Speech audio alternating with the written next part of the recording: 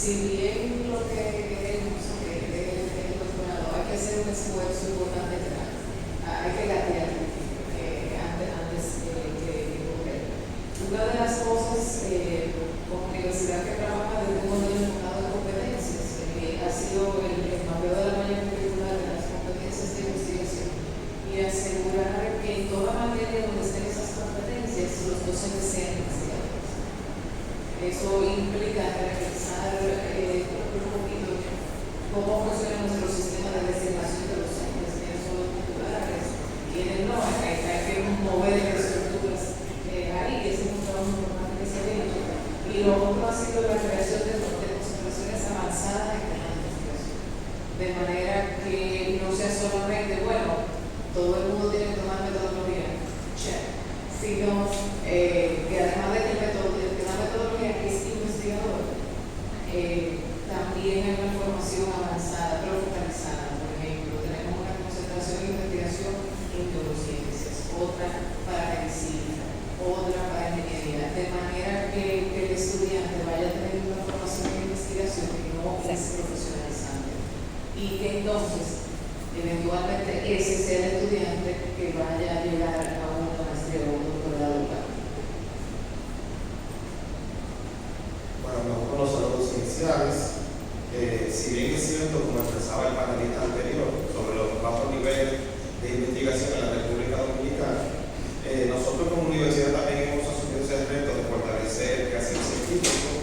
Para ello se han desarrollado planes estratégicos y ejes transversales dedicados a la investigación, de los cuales han surgido programas de capacitación continua y cursos no solo metodología de la investigación, también sino seminarios de investigaciones. Además de invitar a los estudiantes de los diferentes niveles académicos, incluyendo los de doctorado, a participar en programas de publicación, donde ponen ellos los avances de sus investigaciones. Hemos creado y nos ha dado mucho fruto el programa que se llama Construyendo Ciencia. Es un programa dedicado al acompañamiento y a la formación constante de las investigaciones o de los neófitos en investigación, que son las personas que se van acercando. Es como ese punto de ir identificando lo que ha sido la metodología de investigación y la investigación. Pues, como se ha sabido, lo que es la metodología de la investigación, la filosofía y la matemática ha sido como un cupo en la universidad. Pues entonces pueden intentando llevar a los estudiantes a sacarlos de ese esquema mental que tienen, para hacerles saber que la metodología es como ese espacio de rompecabezas que desde niños fuimos haciendo y que hoy es parte de la realidad. Muy bien. Agregando un poco más al respecto, nosotros como docentes, siempre en el tema del trabajo final o tesina, identificamos una serie de falencias en cuanto a competencias de investigación. Y eso pasa porque en el trayecto de aprendizaje del estudiante se debe identificar aquellas asignaturas que tributan de manera directa a la realización de proyectos de investigación. Se lo digo porque eso me ha dado resultados. Nosotros en una PEC, tengo una asignatura que tiene que ver con automatización y robótica. Y generalmente lo que hacemos es un precalentamiento para su trabajo final. Entonces, no es lo mismo tú adiestrar un estudiante basado en un aprendizaje por proyectos, cuando va a tomar ese trabajo de grado ya tiene una competencia bien afinada. Y eso da resultado. Claro, eso se acompaña con una asesoría del docente y todos los talleres e iniciativas que cada universidad ha presentado. Pero es muy importante identificar esas asignaturas que pueden tributar a un aprendizaje basado en un proyecto, porque de una manera directa contribuye a la formación del estudiante en tema de investigación. Incluso ya tenemos 9 años en el CECIT, ¿cierto? El CECIT es el Congreso Estudiantil de Investigación que realiza el DECIT, y es un espacio que desde el Ministerio ofrece para que los estudiantes puedan presentar esas investigaciones que están haciendo en las universidades. Por lo tanto, es una manera también de motivar e incentivar a los estudiantes a realizar investigación en la universidad. No sé si hay otra observación. Okay. Entonces, pasamos a la segunda pregunta. Desde su perspectiva como científico, ¿de qué manera la investigación puede contribuir a solucionar dilemas científicos actuales que representan retos para el desarrollo sostenible y progresivo del país? Iniciamos con la doctora Pepino. O Aida. Ok. Mira, este es un punto interesante porque al final del día la academia tiene contexto. Un crimen, una parte, y las demás están donde operamos. Y este es el país cuyos problemas estamos llamados a abordar y a tratar de resolver.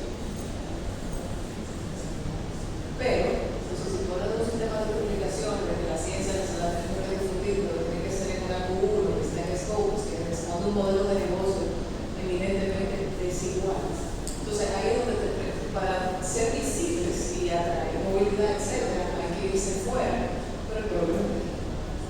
Entonces, yo creo que eso es lo más difícil para nosotros conciliar en este momento.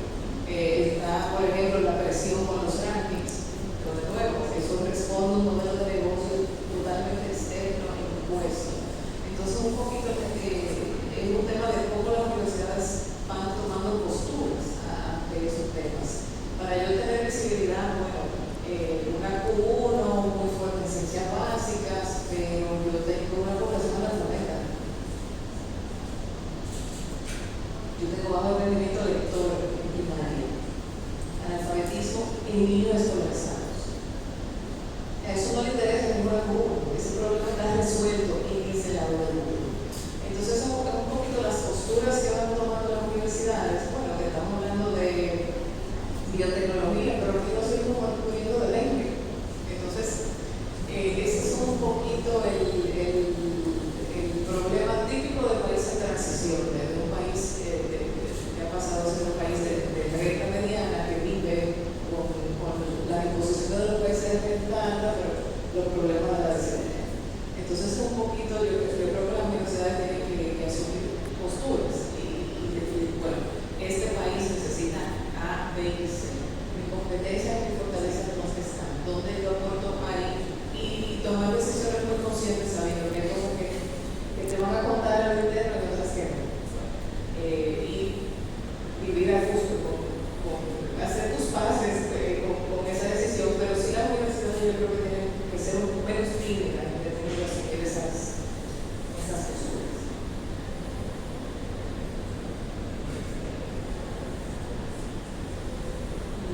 Realmente lo que dice Aida es muy cierto.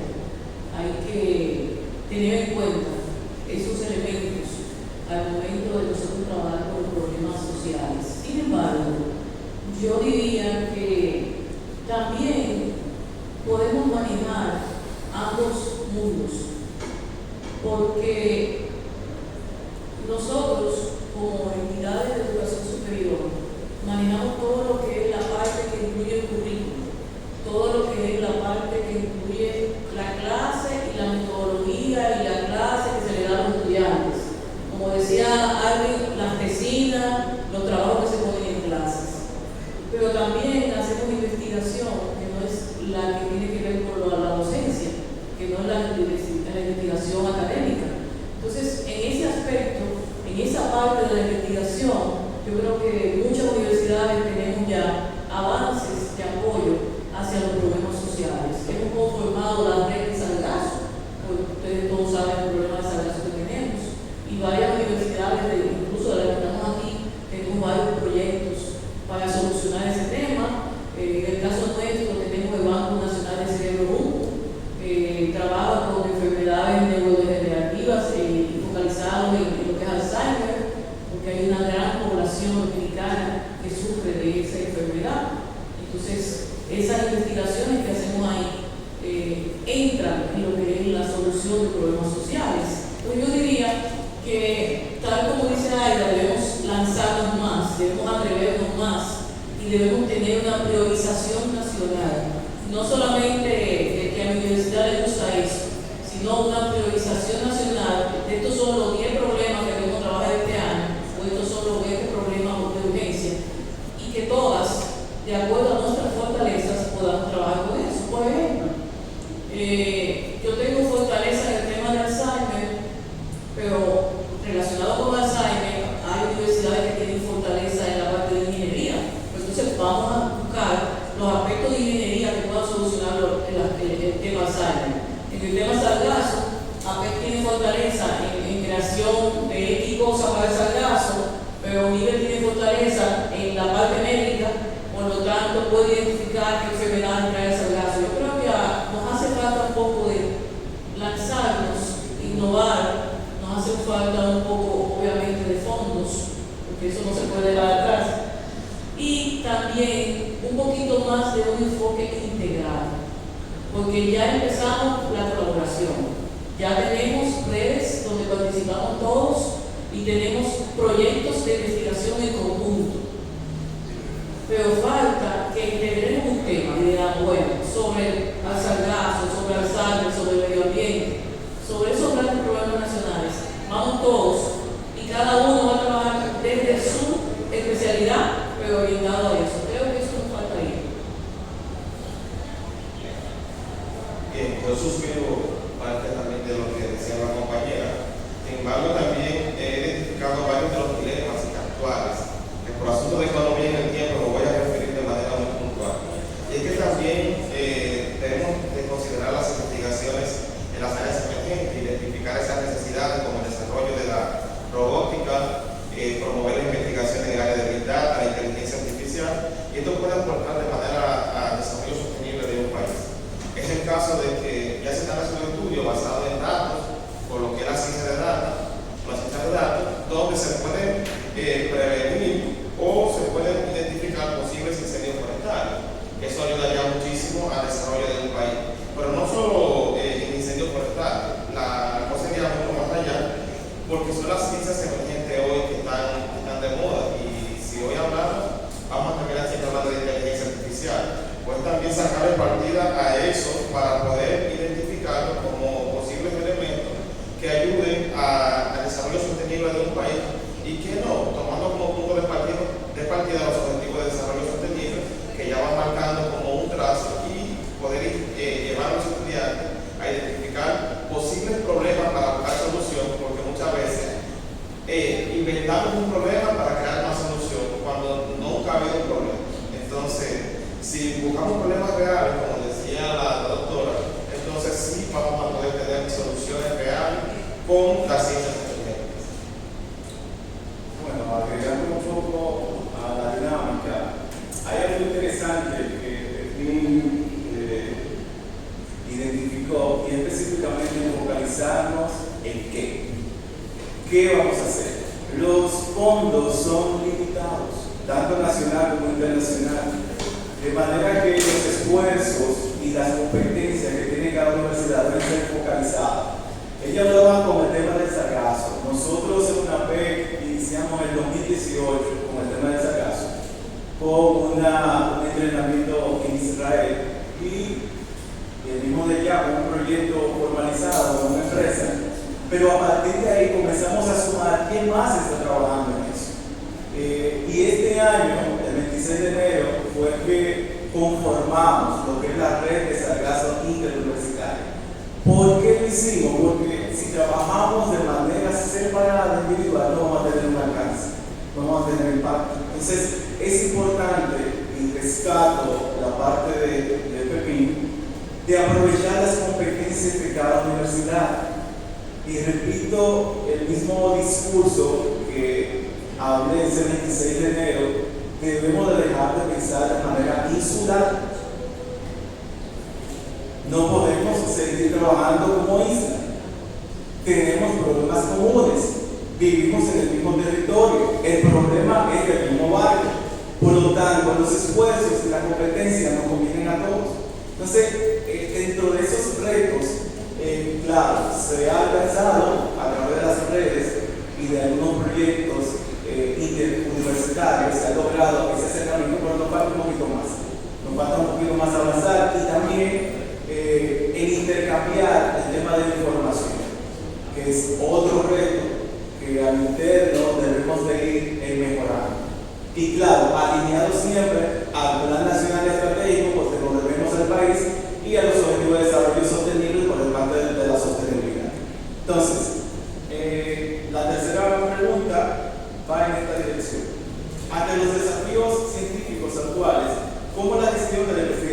en las IES puede contribuir con la formación de profesionales con conciencia de los principios éticos vinculados con la producción científica y el respeto al conocimiento producido por otros colegas. Vamos a iniciar con eso. Bien, esta pregunta yo la voy a responder de manera sencilla, con la formación ética del ciudadano. Y es que hoy ya no debemos de preocuparnos por la información de mi colega.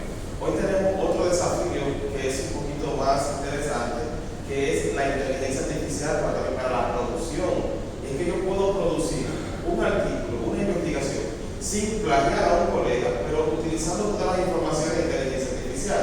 Y aquí el dilema es este. Si yo, utilizando la inteligencia artificial, desarrollo una investigación que viene a dar respuesta a un problema real, que viene a solucionar problemas de los actuales que estamos hablando. Entonces, esa investigación, aunque fue hecha con inteligencia artificial, pero responde a la necesidad, es una investigación que es totalmente ética o es una investigación, bueno, que no es ética porque no fue fruto de mí, sino que yo utilicé las herramientas alternas y emergentes. Entonces, ya hoy no se cita a la inteligencia, al otro colega. Hoy yo busco la inteligencia artificial para producir y muchas veces productos de calidad, que eso es lo que está cuestionando. Y eso, estamos en los primeros pasos.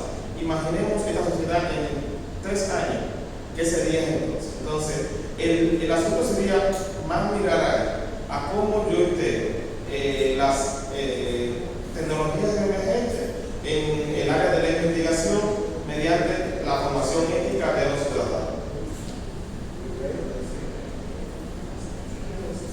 Yo ampliaría un poquito el tema de lo que es ética, porque normalmente lo circunscribimos a ese tema, a las ideas de los otros.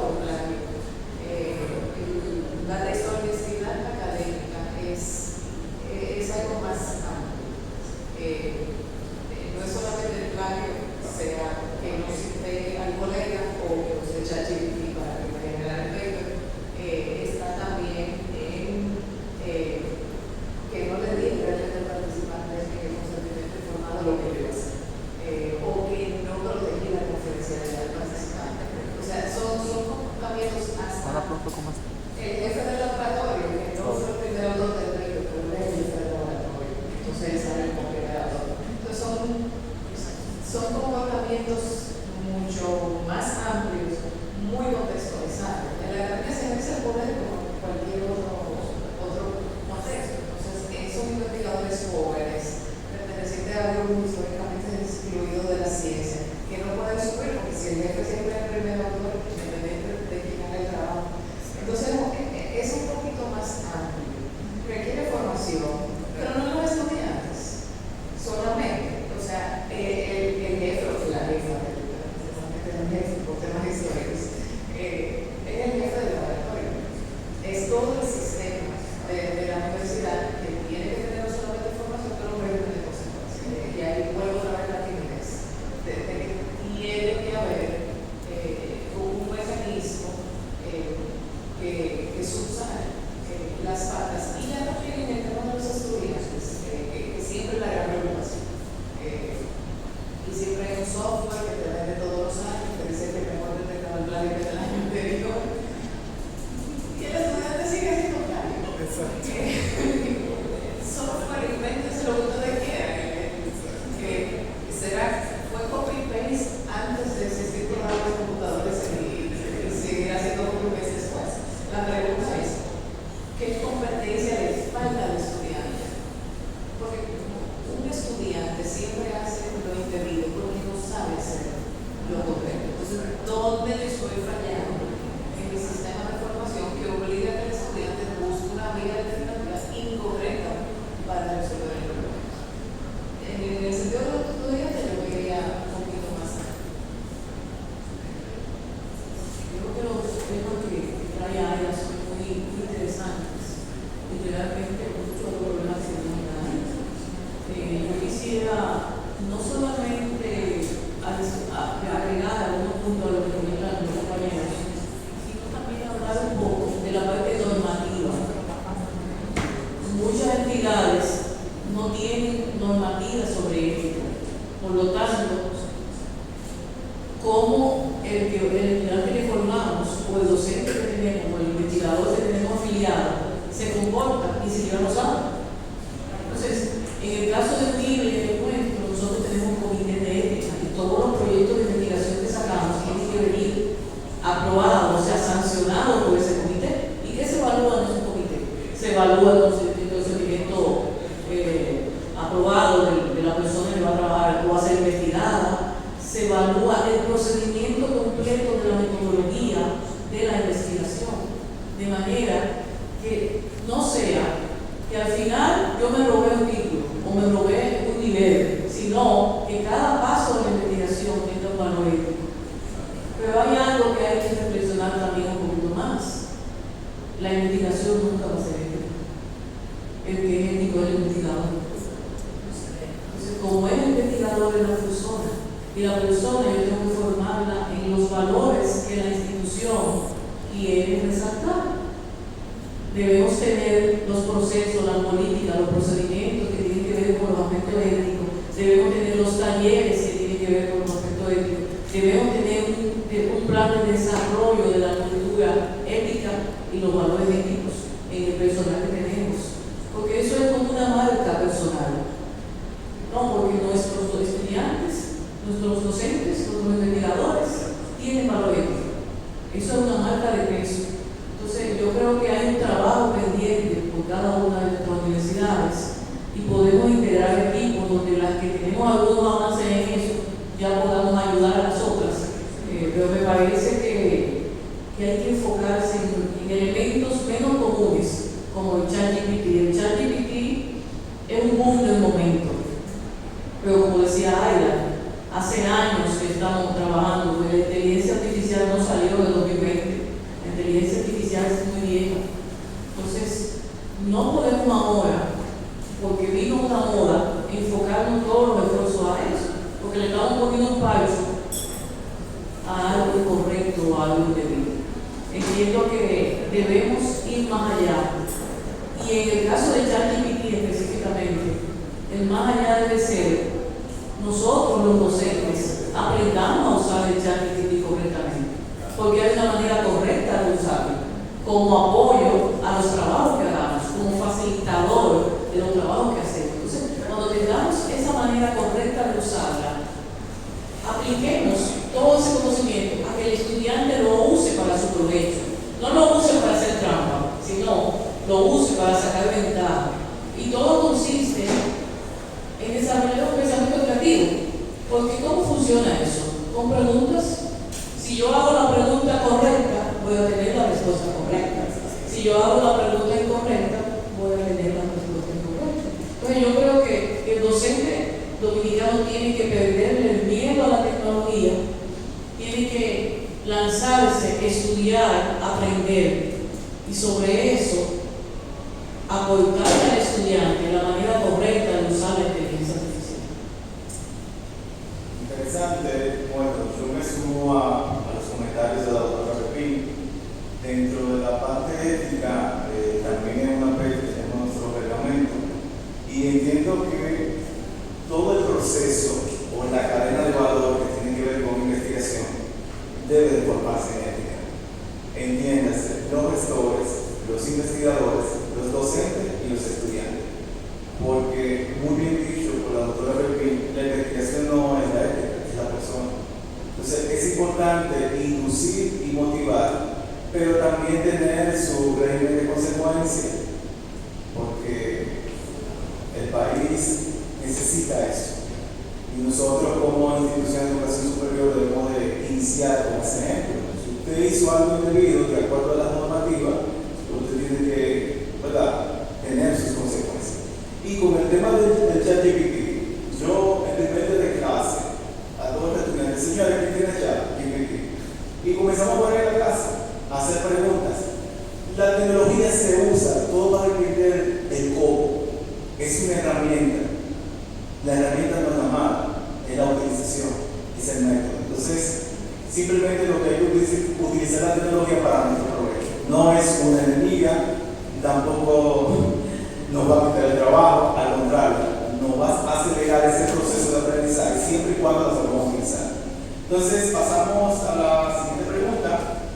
que dice: los grandes desafíos que deben enfrentar la sociedad y todas sus instituciones en el tercer milenio, en especial la de educación superior, se incrementan con una velocidad y profundidad vertiginosa que supera y desborda la capacidad de respuesta de sus actores, dada la confabulación de factores que concurren y la crisis mundial de la cultura académica. Dicho esto, ¿qué valoración le merece esta afirmación partiendo del hecho de que la investigación constituye un pilar importante en la formación ética de los profesionales? Habrá que establecer nuevas estrategias de formación desde la investigación para lograr un profesional íntegro y acorde a dichas exigencias.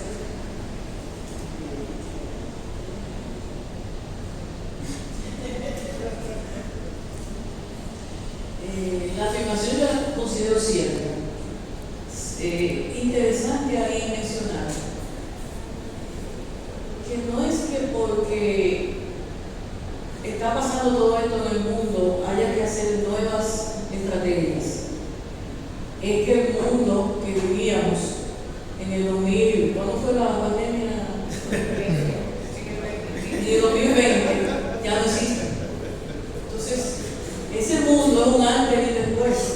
Entonces, hay que necesariamente no hacer estrategias, no cambiar los planes de estudio, cambiar los perfiles de los docentes, cambiar las estructuras de las instituciones, porque si seguimos como vamos, la institución se va a quedar estática y todos nosotros nos vamos a quedar sin estudiantes, porque van a buscar otras formas alternativas, porque a raíz de la tecnología, de los avances, de la virtualidad, la competencia nuestra no es local, la competencia nuestra es internacional.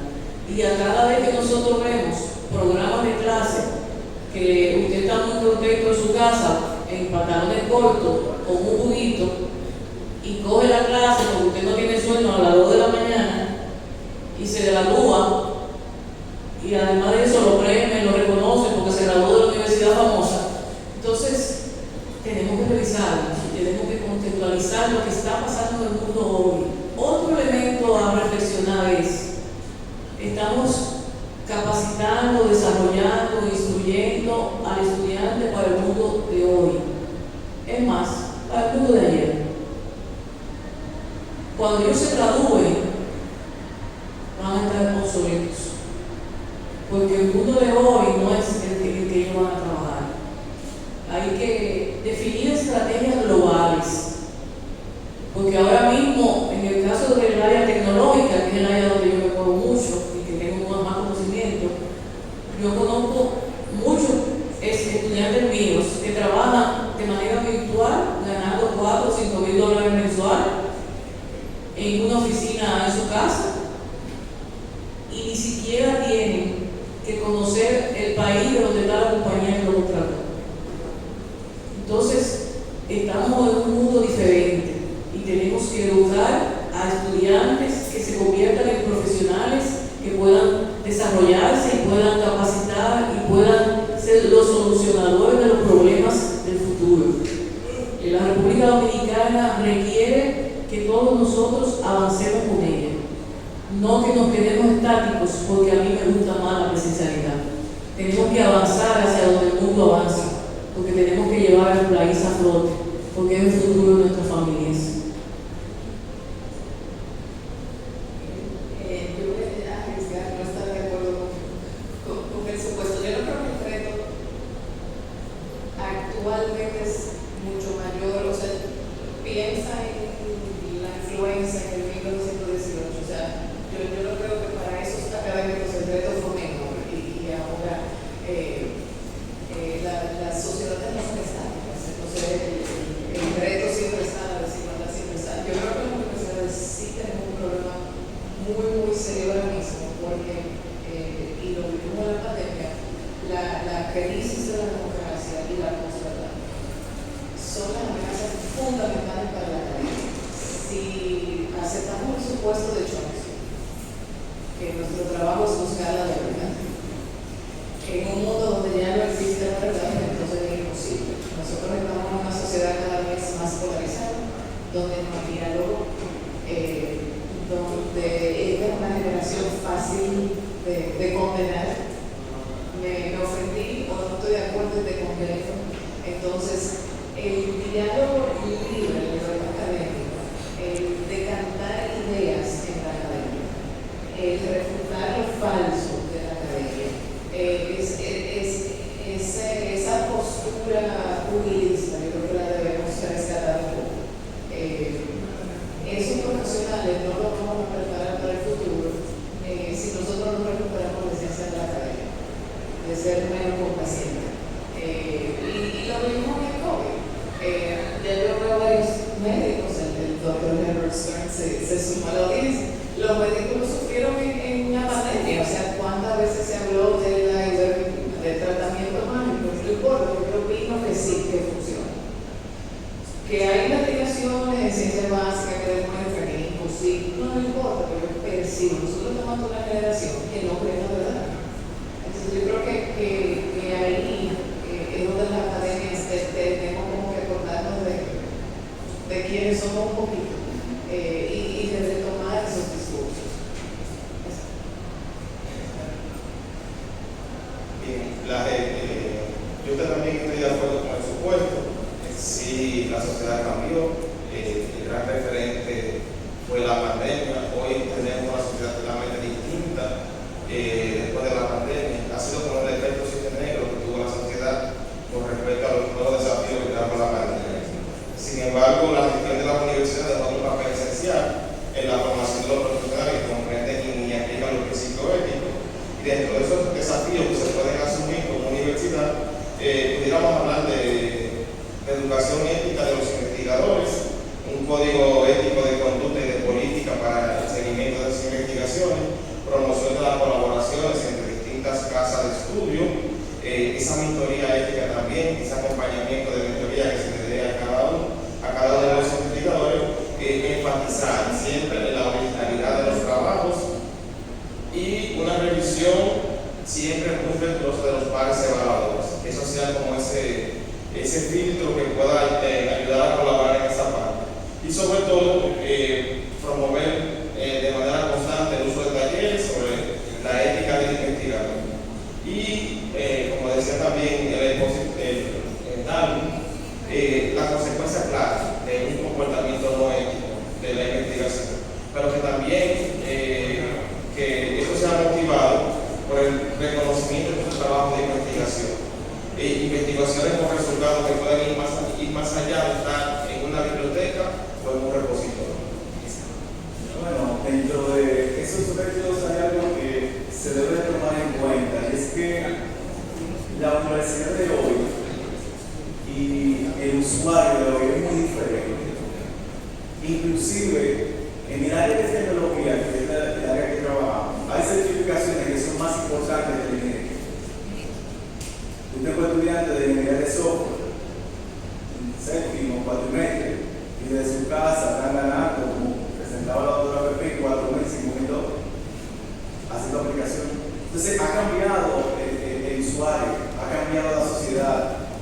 El tema de durar 4 años en una carrera como que ya no es tan factible, como va la dinámica de la sociedad, y también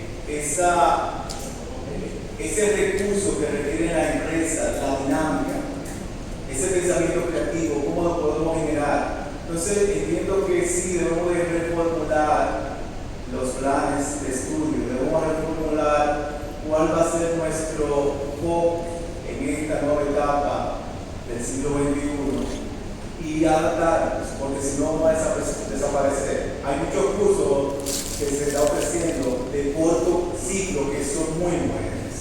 Y más en el área de tecnología, que a veces tú lo planteas en una clase y él le dice, profesor, pero mire, si hacemos ese curso y nos certificamos, ¿para qué yo voy a ir aquí? Ese es un reto. Entonces, como universidades, debemos ir pensando en esa dirección. Si en algunas carreras es factible un plan de estudio rígido de 4 o 5 años, ¿por qué no hacer una flexibilización? ¿Por qué no dar un técnico superior? Eso es lo que está en Europa, técnico superior, que son 3 años. Y luego si usted quiere hacer una ingeniería, entonces dura los 5 años. La idea es tenemos que adaptar, porque como todos sabemos, la matrícula ha bajado, no sé, la matrícula ha bajado, ¿verdad? Entonces, como ha bajado, el tema de investigación es un pilar interesante para socorrer esa parte de porcentaje de estudiantes. Y como este es un panel de investigación, la idea es ver la investigación como una herramienta para generar recursos. Porque se ha hablado mucho de I+D+I, pero la base de ese desarrollo y de esa innovación es la investigación. Entonces, debemos de ir pensando de qué manera podemos impactar a nuestros estudiantes y prepararlos para la vida, no para una carrera específica. La carrera específica te da una especialidad, una técnica, una competencia, pero prepararlo para la vida, porque el mundo está muy cambiante. A veces usted estudia una carrera y termina haciendo otra cosa. ¿Por qué? Porque me ingeniera. Al final, el título no me va a dar dinero en el supermercado, ni voy a pagar las cuentas con el título. De manera que tenemos que reformular cómo podemos impactar a los estudiantes que vean interesante ir a la universidad, porque mucha gente no va y tiene empresa. Entonces, ¿cuál sería el reto de nosotros? Ver, reformular nuestro foco como universidad, ese plan de estudio, qué estamos dando, qué para el usuario, que son los estudiantes, qué le parece interesante a ellos. Porque inclusive a la maestría la gente va por el libro, no va a estar buscando otra cosa, que debería en maestría el tema de investigación, porque son profesionales. Todavía en grado tú estás formando, tú estás vaciando conocimiento, pero hasta ese grado de maestría estás buscando el título. Entonces, debemos de ir repensando el tema de cómo orientar la universidad y enfrentar este nuevo reto. Entonces, seguimos con la última pregunta para no pegarme, sino, y dice así: teniendo en cuenta las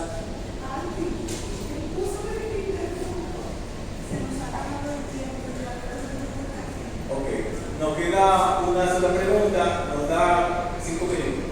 Ok. Entonces, los investigadores hablamos mucho, pero teniendo en cuenta las valoraciones que han considerado, ¿qué modificaciones o cambios propondría a la concepción de la investigación asociada a la transformación universitaria para responder a los retos y desafíos que enfrentan las sociedades y los países en la actualidad?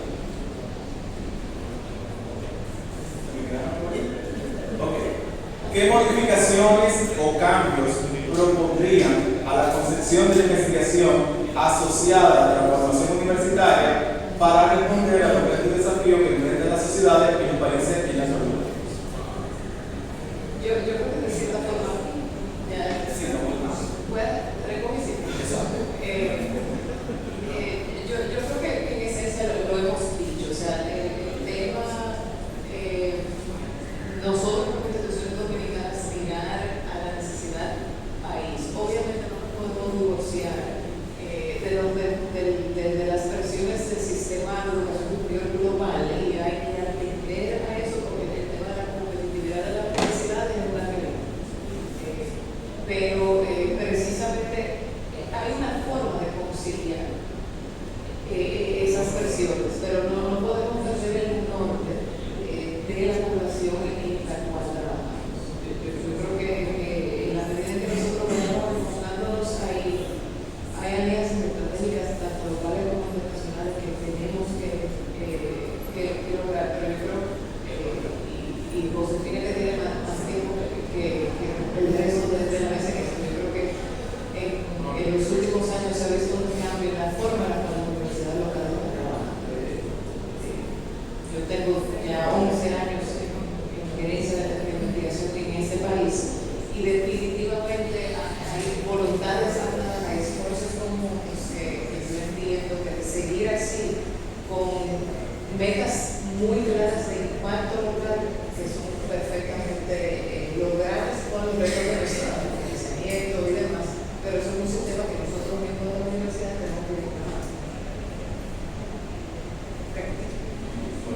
agradecemos la atención y cerramos este panel. Muchísimas gracias.